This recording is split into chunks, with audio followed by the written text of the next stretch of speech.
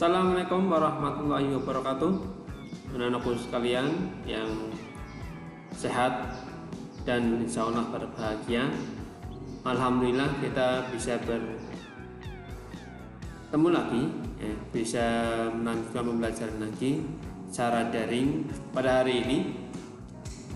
Hari ini kita akan bersama-sama kembali belajar tentang tema 1, yaitu selamatkan makhluk hidup. Hari ini kita akan melanjutkan pembelajaran.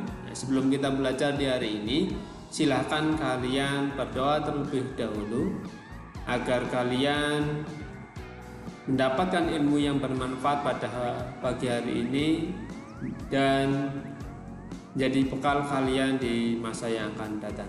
Serta kita berdoa bersama-sama agar kita senantiasa dalam keadaan sehat, dalam lindungan Allah SWT, dan pandemi COVID-19 ini segera berakhir. Silakan berdoa terlebih dahulu.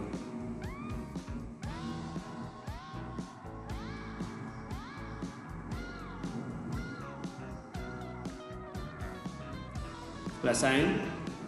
Anak-anakku sekalian, seperti biasanya saya mengingatkan kembali, silahkan kalian yang belum sholat duha, jangan lupa tunaikan sholat duha setiap hari secara rutin sebagai bekal kalian pada masa saat ini dan kelak kalian dewasa nanti. Sungguh sholat duha itu banyak sekali manfaatnya yang akan kalian dapatkan. Berdoa untuk kesehatan kalian dan kesehatan orang tua kalian. Silakan buka bukunya. Kita melanjutkan pembelajaran seperti yang telah kita pelajari sebelumnya. Hari ini kita akan belajar pada halaman 16, pada pembelajaran yang ketiga. Kita akan melanjutkan belajar tentang cara perkembangbiakan pada tumbuhan. Pada pertemuan yang sebelumnya kita sudah belajar tentang cara perkembangbiakan secara generatif. Pada hari ini kita belajar perkembangbiakan pada tumbuhan dengan cara vegetatif. Tatkala kalian sudah membuka buku pada halaman 16 itu, kalian akan nampak halaman semacam ini di buku kalian. Halaman semacam ini yang bisa kalian pelajari. Ini adalah salah satu contoh saja. Apa contoh saja? Karena tentu tumbuhan yang ada di sekitar kita itu banyak sekali. Tetapi ini adalah salah satu contoh yang menjadi bekal kalian untuk mempelajari tumbuhan-tumbuhan yang lain. Yang pertama adalah di sini, kita lihat dan kalian perhatikan di buku kalian juga, yaitu ini namanya tumbuhan nanas. Nanas berkembang biak dengan cara vegetatif. Dengan cara vegetatif. Kalau kalian membeli dan membelah nanas dan memakannya, tentu tatkala kalian membeli dan membuka di dalamnya tentu tidak ada bijinya, seperti yang pertemuan yang lalu kita pelajari tumbuhan dengan cara menggunakan biji generatifnya atau melalui perkawinan. Sekarang tidak ada, nanas pun tidak ada bunganya. Ini adalah tumbuhan-tumbuhan yang tidak memiliki bunga, kan seperti itu. Pembibitan tunas dapat dilakukan untuk mengembangbiakannya. Tunasnya apa? Tunas itu adalah ujungnya ini, ujung dari nanas. Kan nanas itu kan, atasnya itu kan ada tunasnya. Nah, tatkala kalian membeli nanas, kan tentu kalau mau memakannya, mau mengupasnya, tunasnya dipotong, itu bisa jadi untuk bakal bibit nanas, bisa ditanam. Kalau kalian di rumah punya lahan kosong, tanam nanas, Kemudian yang kedua adalah bawang, bawang merah di sini. Bawang merah memiliki bentuk berlapis yang di tengahnya akan tumbuh tunas umbi. Lapis terdiri atas daun yang tumbuh melapisi batang dan membengkak di dalam tanah. Artinya membengkak itu, bawang merah itu akan besar di dalam tanah, bukan di atas tanah tapi di dalam tanah. Itu dengan cara kita menanam tunasnya, nanti lama-kelamaan dengan proses pemupukan, perawatan, disiram dengan kurun waktu kurang lebih 4 hingga 5 bulan ya di dalam tanah, itu akan mengalami pembekakan ya, akan membesar ya. Itulah namanya bawang merah. Yang ketiga ini adalah pohon pisang. Ini sering sekali kita jumpai di sekitar rumahnya atau di sekitar lingkungan kalian. Pohon pisang berkembang biak dengan cara membentuk anak pisang pohon yang disebut tunas ya. Jadi kan tentu kalau kalian memperhatikan atau berjalan-jalan di kebun ya, itu ada pohon pisangnya, pantau ada anaknya, anak pohon itu namanya tunas. Itu akan yang mengganti ya. Yang besar ya, yang besar dan yang kecil itu, yang kecil akan menggantikan yang besar itu tadi ya. Ya. Ini ya. Tatkala yang besar ini sudah buahnya sudah masak ya, tentu pohonnya kan akan ditebang lah. Inilah nanti akan menggantikan. Kenapa ditebang? Karena pada umumnya dan lazimnya ya, tumbuhan pisang ini hanya berbuah 1 kali selama hidupnya ya. Jadi kalau sudah berbuah 1 kali kemudian buahnya sudah masak, tentu akan dipotong ya. Akan dipotong. Kenapa dipotong? Karena agar memberikan ruang bagi tunas kecil ini untuk tumbuh menjadi besar ya, sehingga asupan makanannya kemudian cahaya matahari yang didapatkan itu akan lebih banyak ya. Kenapa? Karena langsung ya itu. Kemudian itu adalah salah satu contoh-contoh tumbuhan tunas. Contohnya banyak sekali tentunya ya, seperti contoh misal yang lain ya, yaitu bambu. Bambu itu dengan cara tunas, sukun dengan cara tunas, dan jahe, umbi ya, dan banyak lainnya yang tidak ada bunganya atau tidak mengalami perkawinan. Sehingga dapat disimpulkan perkembangbiakan secara vegetatif adalah cara perkembangbiakan suatu makhluk hidup yang terjadi tanpa melalui perkawinan ya, yang terjadi tanpa melalui perkawinan. Makhluk hidup baru tumbuh berasal dari induknya ya, dari induknya yang menganak sendiri kayak seperti itu. Nah, di sini contohnya yang harus kalian perhatikan ini adalah apa? Ya, ini adalah wortel ya. Bagaimana cara tanaman tersebut berkembang biak? Nah, kalian cari tahu ini caranya seperti apa ini wortelnya. Kemudian carilah informasi dari berbagai sumber. Kalian silakan buka buku kalian di kelas 4 mungkin, kelas 5 mungkin, atau di internet ya, atau di buku-buku yang lain silakan dibuka. Kemudian hasilnya tuliskan di sini. Ya, tuliskan yang rapi ya. Tuliskan di sini hasil dari kesimpulan pertanyaan nomor 2 ya, nomor 2 ini tuliskan di sini, tulis yang rapi selengkap-lengkapnya ya. Itu tentang pembelajaran kita pada hari ini ya. Kemudian selanjutnya di halaman 17 ya. Di halaman 17 kita akan belajar bersama-sama tentang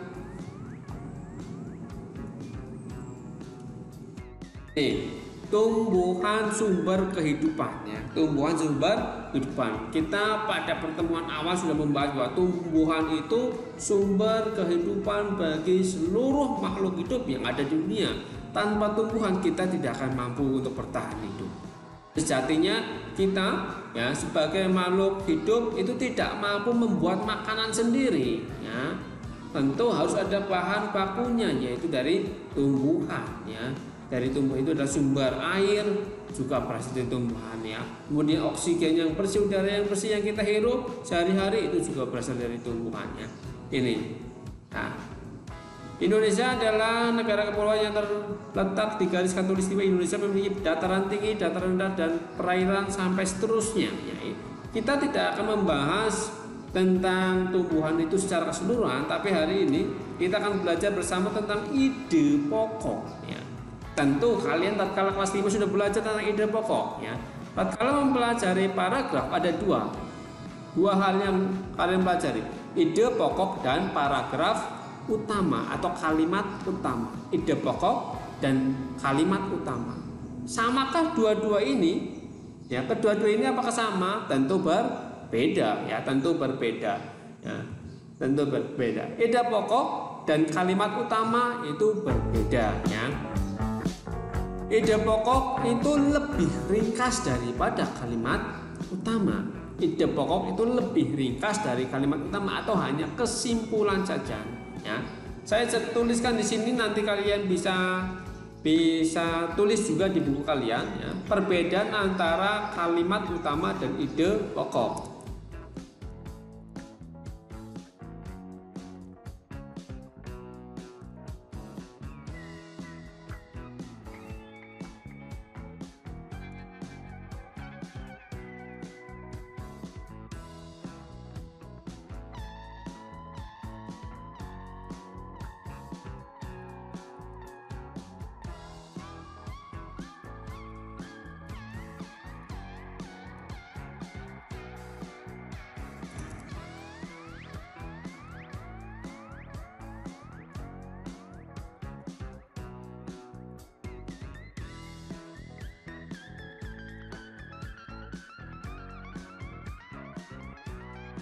Ini, ya, ini yang harus kalian ingat, ya, dan harus kalian perhatikan. Ide pokok dan kalimat utama itu berbeda, ya. Ide pokok yaitu kata kunci atau ringkasan dari kalimat utama. Kalimat utama yaitu kalimat pokok dari suatu paragraf. Jadi ide pokok ini lebih pendek daripada kalimat utama, dan kalimat utama lebih panjang dari ide pokok, ya.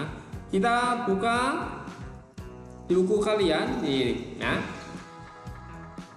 Nih, tabel di bawah ini berdasarkan informasi dan ide pokok dalam bacaan. Nah, bacaan ini kita cari tahu ide pokoknya mana, ya. Tadi paragraf 1 ini, paragraf 1, 2, 3, 4. Kita ke paragraf 1. Nah, ini paragraf 1 ini, ya. Indonesia adalah negara kepulauan yang terletak di garis khatulistiwa. Indonesia memiliki dataran tinggi, dataran rendah, dan perairan. Ini adalah kalimat utama, ya. Kalimat utama itu adalah dari awal hingga akhir ini, ya, itu kalimat utama, ya. Berarti ide pokoknya mana? Ide pokoknya adalah Indonesia itu adalah negara kepulauan, ya.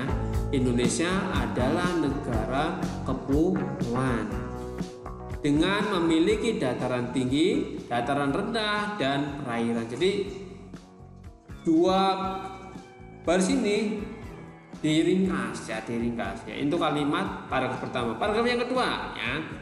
Ini dataran rendah adalah dataran yang memiliki ketinggian 0 sampai 200 meter di atas permukaan laut. Hampir semua ibu kota provinsi di Indonesia terletak di dataran rendah. Tumbuhan di dataran rendah adalah padi, palawija, dan debu, ya. Di sini, ya, tentu kalian langkah pertama adalah mencari kalimat utama. Kalimat utamanya mana?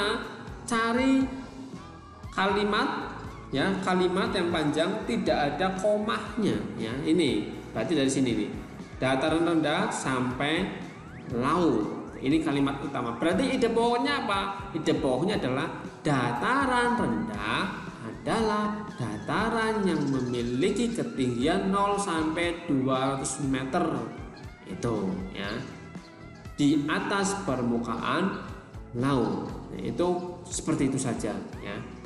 Kemudian ini paragraf 3 dan paragraf 4, ya. Kalian cari ide pokoknya, tuliskan di sini, ya. Itu ide pokok, ya. Nanti kalau yang ditanyakan silakan tanyakan. Ini videonya sampai akhir dulu saya bahas, nanti boleh kalian tanyakan. Selanjutnya kalian buka, yang kembali lanjutan materinya, yaitu kita selanjutnya belajar tentang Pancasila, ya. Pertemuan yang lalu kita sudah membahas Pancasila, sila pertama dan sila kedua. Sila pertama adalah ketuhanan yang Maha Esa. Nilai-nilainya yang pokoknya segala sesuatu yang berkaitan tentang agama, ya. Yang kedua adalah kemanusiaan yang adil dan beradab. Nilai-nilainya apa? Semua perilaku, semua tindakan, semua tingkah laku yang hubungannya manusia dengan manusia, ya, atau hubungan manusia dengan manusia, ya. Nah, yang ketiga kita belajar tentang sila, yaitu sila Persatuan Indonesia, ya. Persatuan Indonesia. Di sini persatuan Indonesia tentu kata kuncinya sudah mudah sekali ya. Persatuan Indonesia adalah hidup saling bersatu, hidup rukun, hidup tentram, bekerja sama ya. Seperti di gambar ini ya. Gambar seorang anak ya, 3 orang anak sedang bekerja sama, yaitu bergotong royong membersihkan lingkungan. Ini ada yang bagian menyapu, ada yang bagian memegang tempat sampah ya atau karung sampah ya, dan kemudian digotong bareng-bareng. Lah ini adalah contoh hidup bergotong royong, persatuan ya. Ini kalian tuliskan cerita ini, isi cerita dari gambar 1 ya. Terserah kalian, imajinasi kalian sebagus mungkin kalimatnya, isi ceritanya ya. Boleh kalian ini namakan Edo, ini namakan siapa, ini namakan siapa ya. Kemudian gambar yang kedua ini adalah 3 orang anak yang sedang berdiskusi ya, belajar bersama ya, untuk mungkin merumuskan atau membahas tentang suatu apa ya. Nah ini sama, ini juga salah satu persatuan ya. Mereka bertukar pikiran satu sama lain ya, saling bersatu ya. Ini contohnya juga kalian ceritakan di sini. Ini adalah 2 gambar ini adalah gambar yang mencerminkan sila ketiga persatuan Indonesia ya. Kita sebagai warga negara Indonesia yang baik harus saling bersatu, harus saling gotong royong, harus saling hormat menghormati, agar apa? Bangsa kita selalu kuat, bangsa kita selalu maju, bangsa kita selalu jaya. Kemudian bangsa kita itu mampu ya, mampu menghadapi, mampu menyelesaikan pandemi COVID-19 ini segera berakhir ya. Itu adalah nilai pada sila ketiga ya. Kemudian kita ke berikutnya ya. Nah, ini kita belajar untuk mengenal tumbuhan sebagai sumber karbohidrat, protein dan vitamin ya. Tadi di awal sudah kita bahas, sudah kita sampaikan bahwa tumbuhan itu segala sumber bagi kehidupan ya. Bagi kita sebagai sumber makanan ya, protein, vitamin. Kita tidak mampu menghasilkan karbohidrat sendiri, badan kita itu tidak mampu ya menghasilkan karbohidrat sendiri, protein sendiri, vitamin. Kita harus makan ya. Makanannya dari yang mana? Sumber-sumber itu dari tumbuhan tentunya ya. Salah satunya dari tumbuhan, memang ada juga dari hewan mungkin ya. Padi, kemudian jagung, ketela, sagu itu karbohidrat ya. Protein itu dari sayur-sayuran, vitamin dari buah-buahan dan dari sayur-sayuran. Di sini ada 4 paragraf ya, 4 paragraf. Oh bukan, ada 3 paragraf ya. Ini 1, 2, 3 ya. Kalian silakan membaca dengan baik di dalam hati, pelan-pelan ya. Baca, kemudian setelah dibaca tuliskan di sini ide pokok paragraf 1 dan kesimpulan dari paragraf 1 ya. Ingat langkahnya yang sudah disampaikan tadi. Tatkala mencari ide pokok, cari terlebih dahulu kalimat utama ya. Setelah menemukan kalimat utama baru membuat ide pokok. Ingat, kalimat utama itu ada 3 letaknya, di awal, di akhir, di awal dan di akhir ya. Bisa di awal, bisa di akhir, bisa di awal dan di akhir, gabungan awal akhir. Nah, kemudian identik kalimat utama itu satu kalimat dari depan sampai depan tidak ada komanya ya. Contohnya seperti ini. Ya, contohnya seperti ini. Manusia dan hewan memerlukan makanan untuk melakukan aktivitas sehari-hari. Di sini kan tidak ada komanya. Kita lihat di baris terakhir. Ada beragam jenis tumbuhan yang mengandung karbohidrat seperti padi, jagung dan umbila. Ini kan koma-koma. Ini namanya kalimat penjelas. Jadi kalimat utamanya kalau paragraf 1 di awal. Dari sini sampai titik. Ini kalimat utama. Kalian ini baru kalimat utama. ide pokoknya itu adalah ringkasan dari kalimat utamanya.